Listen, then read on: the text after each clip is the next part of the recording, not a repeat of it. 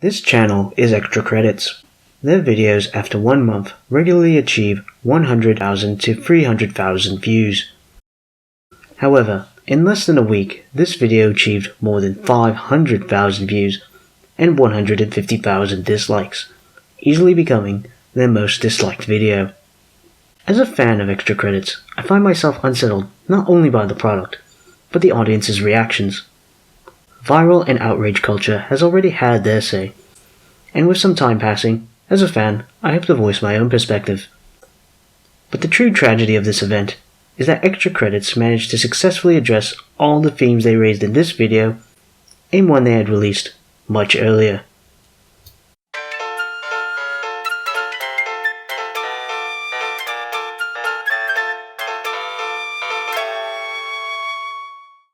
It is best to create a frame of reference to understand anything, so this video will explain who the Extra Credits team are, their audience reaction, this video in relation to their previous works, and a potential response.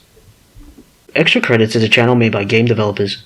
They are viewed by a wide audience thanks to their charming visuals and variety of subject matter. Although, as expected, their content primarily details gaming, from the industry, production techniques, effects on the audience and consumer relationships, as well as benefits and harm in general. They have also branched into history, mythology, literature, and political systems, making the channel an online source of edutainment. One of the general themes of their videos is how to increase the link between game mechanics and narrative, usually citing examples of those who manage to execute this balance well, though they do consider circumstances of priority or expectation. Overall, they appeal to many, particularly gamers, for a balanced approach to the subject that details the potential and earned achievements of the gaming industry, equally earning themselves a large audience. It makes their recent video, Stop Normalizing Nazis, all the more jarring to watch, as it counters their style profoundly. The handling of its subject matter is highly tone-deaf. It entirely neglects its previously established points from earlier videos, as well as presented in a confrontational approach to the subject. It even rebukes the idea of balancing mechanics for a pure moral stance.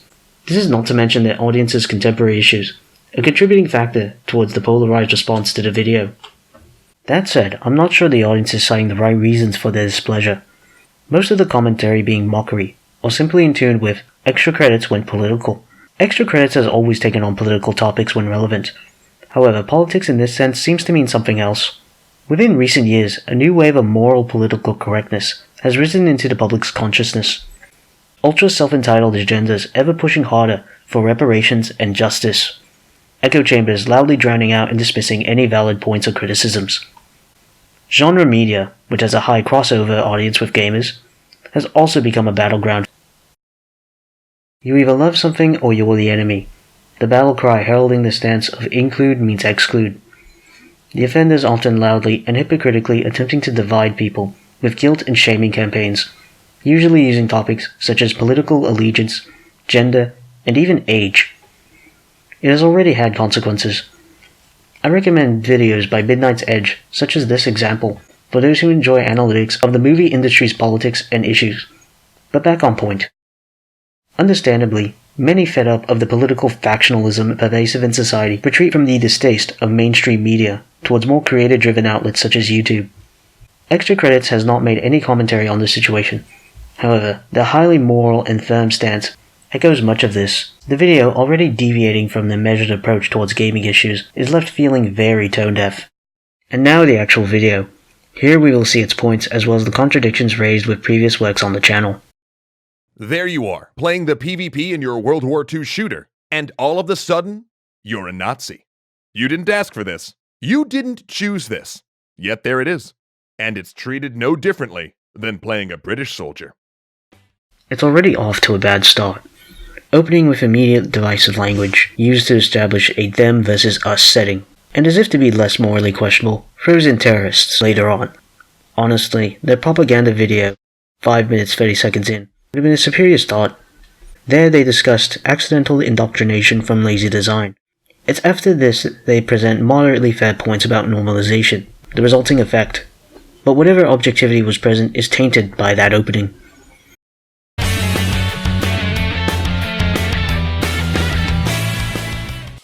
This is bad on so many levels. No one should ever have a random chance of fighting for the Nazis, and we should never express that there's no meaningful difference between Nazis and Allied soldiers, or that they're functionally interchangeable. And before anyone equivocates and says not all German soldiers in World War II were Nazis, if they were wearing the swastika and are functioning as an arm of the Nazi government, then unless the game goes out of its way to tell you specifically that your particular character is not a Nazi, then they're a Nazi. In that multiplayer shooter, when it switched you to the German side, did it go out of its way to tell you that the person you're playing was pressed into service under threat of their life?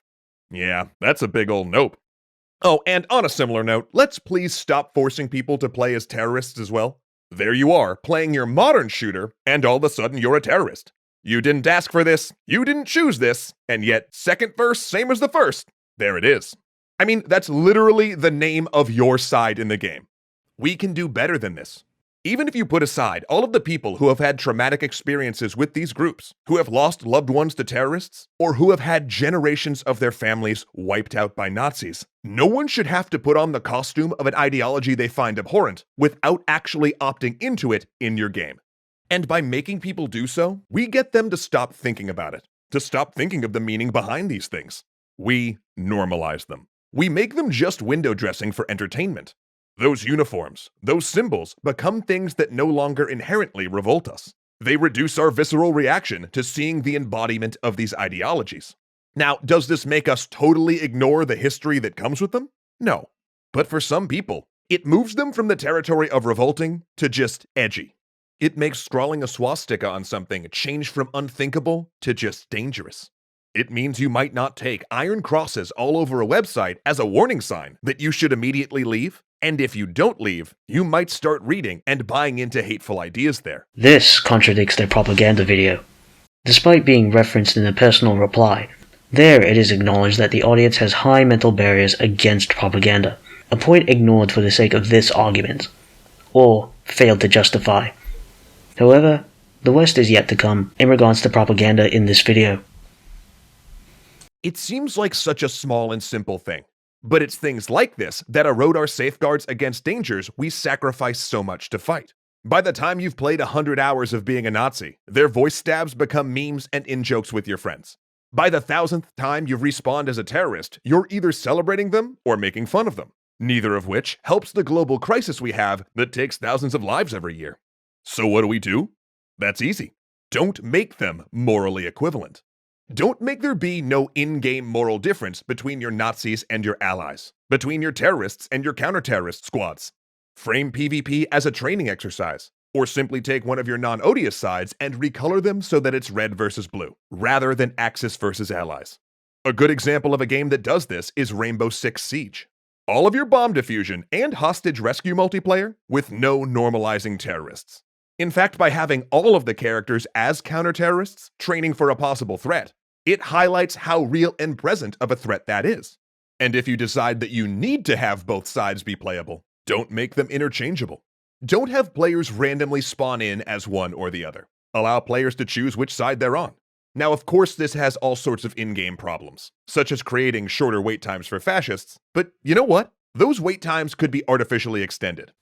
This is possibly the most egregious hypocrisy, passing their labeling of the audience as fascists. Their suggestion for mechanics to create an incentivized social pressure is not only the very definition of a propaganda game, but a topic they were shocked by when covered before. From here, they disregard the narrative of synchronization with game mechanics, using history as an excuse to further a morality-based argument. It all feels like a betrayal of some of their core principles and aims. If it meant players had an active choice in what teams they would represent, if you're saying we need people playing Nazis in our games. And if you're going to say, but we need it for historical reasons, then your game better actually be historical. You can't really just hide behind the fact you called your desert map El Alamein and say, but it's historical. If that were the case, you need your PvP to at least represent real historical events and be a realistic take on those battles. Once you make both sides balanced, it's also no longer historical. And you can't really say that you need Nazis anymore for historical accuracy. Oh, and once you let players get cool weapons that weren't actually at that particular battleground, it's also no longer historically accurate. And you can't declare that your game will suffer if you don't put players in the jackboots of the Third Reich.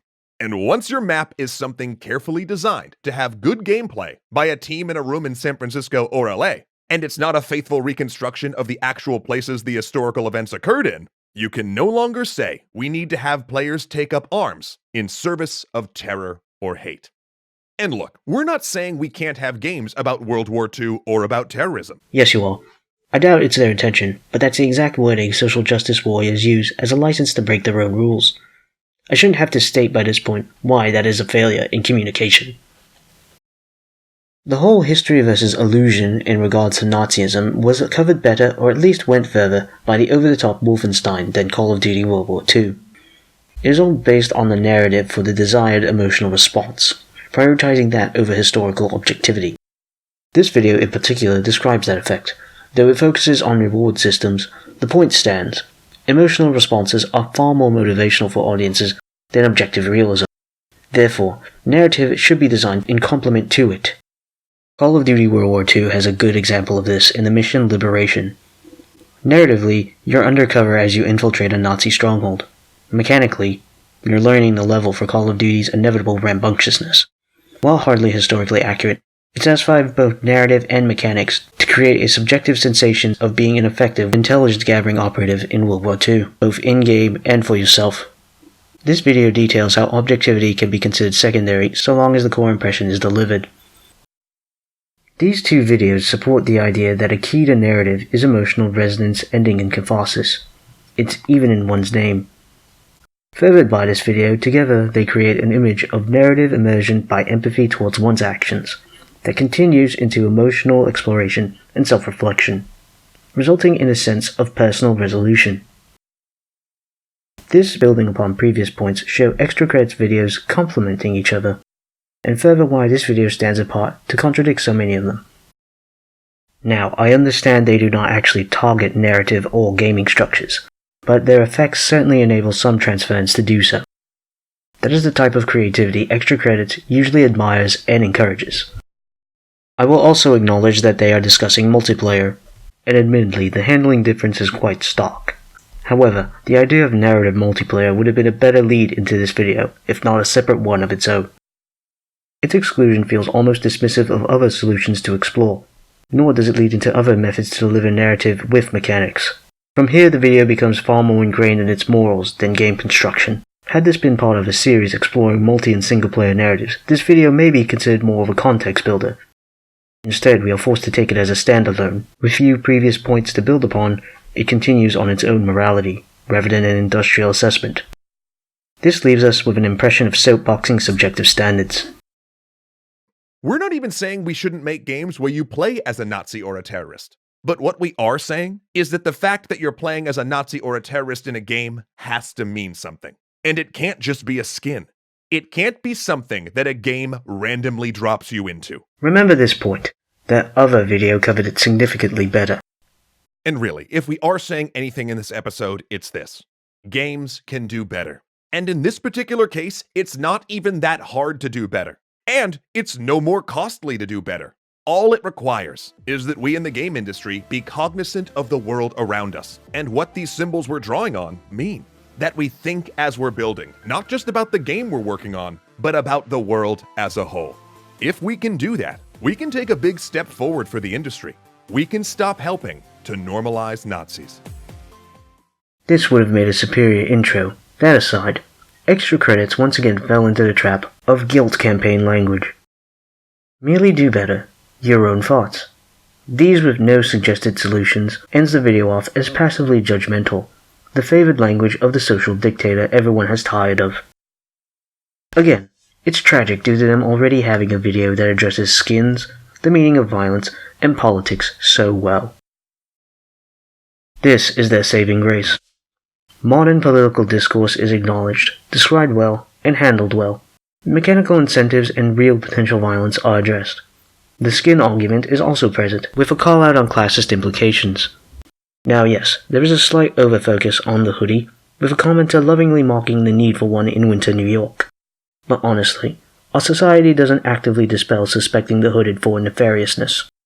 One could argue the opposite actually, but that's a whole nother topic for another day. Overall, the Division video, ironically, succeeds in communicating where this one failed. Now, they aren't a direct comparison, but many points raised still stand.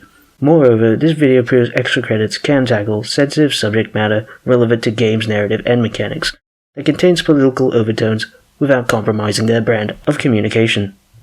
If their Nazi skin video left a poor taste in your mouth, I recommend this one to wash it out. And for any fans with dad nostalgia. This video did not become their most disliked randomly. A response would only be wise. How they respond is entirely up to them, but it is natural to do so as aspiring educators to set a good example. If I may be so bold to suggest, something akin to this video may be an option. Removing the original video may be interpreted as a cover-up, potentially damaging trust, and does not factor in re-uploads. This is why a replacement video is an option, containing elements of the current video whilst addressing its errors. A view into the thought process of the creator is always enlightening when misjudged. What should be primarily acknowledged is the instigating language in this video's delivery.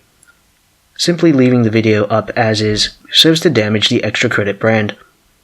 And as the reaction videos cycle the internet, new audiences will simply not be impressed, especially if this is their first video they see on the channel, furthering the need for some acknowledgement and a response.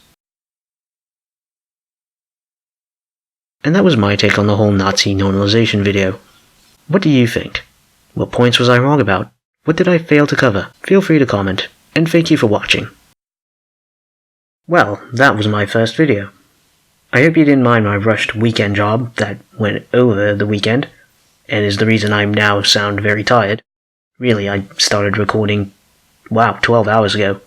So, if the video sounds very choppy in the way it's delivered, that's why. I hope my rushed editing process and hand-drawn scribblings didn't encourage any reactionary eye surgery. Sorry. Your offense can be expressed with the dislike button. I can't say I can upload or will upload other videos. If you wish for something to watch, please subscribe to a paint drying channel. Anyway, I do believe Extra Credits is entitled to make one bad video given the level of quality on the rest of the channel. I only hope that the ridiculous traffic this video got won't stain their reputation on the internet. And I also hope that they learn from this experience. Anyway, I've rambled on long enough. Thanks for putting up with me. Until next time.